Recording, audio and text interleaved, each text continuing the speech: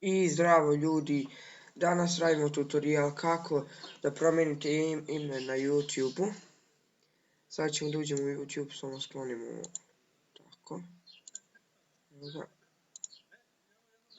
Evo, uđete ovdje na vašu početnu stranicu i vidite vamo, gledajte moj miš. Ovdje skroz desno ćeš kod evo X, uđite na svoju sliku, otvorite i vidite ovo. To kao i na telefonu, kao podešavanje, tako. Eto, tu uđete.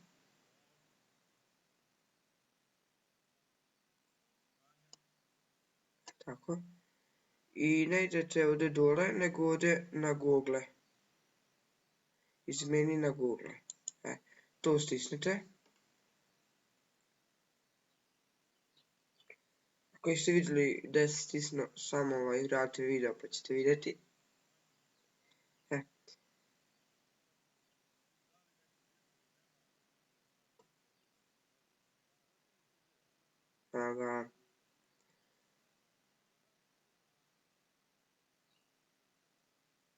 Evo. Samo ovdje promijeniti, ja ću svoj promijeniti.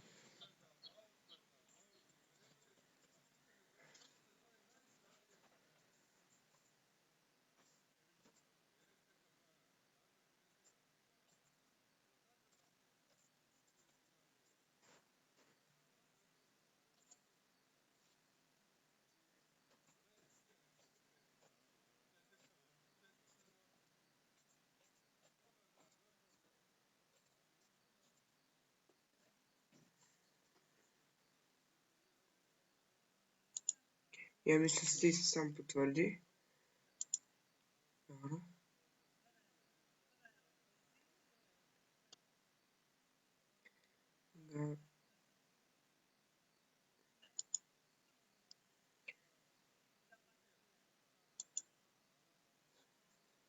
Sad vidim je li to, da uđem svoj.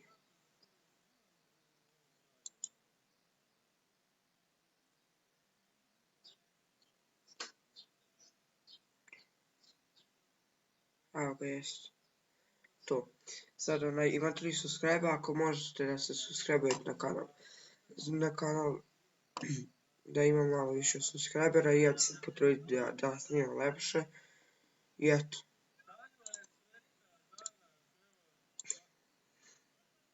Samo da se izađem.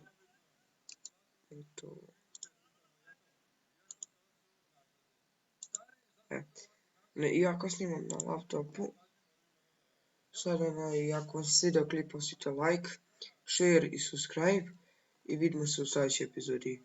Ćao!